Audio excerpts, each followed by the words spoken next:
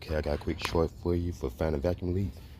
Still working on the Mercedes C230, and what I did was get one of these transfer pumps.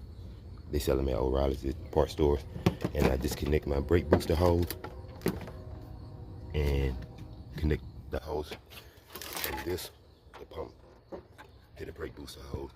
And I got a cigar and put it in the top one and lit it. And as you start pumping it, you can see down there where there's a vacuum leak, you have smoke coming out. See how to focus it.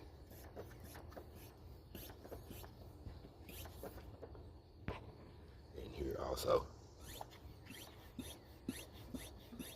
still residual smoke in it system, but as you see, it took me straight to my vacuum leaks.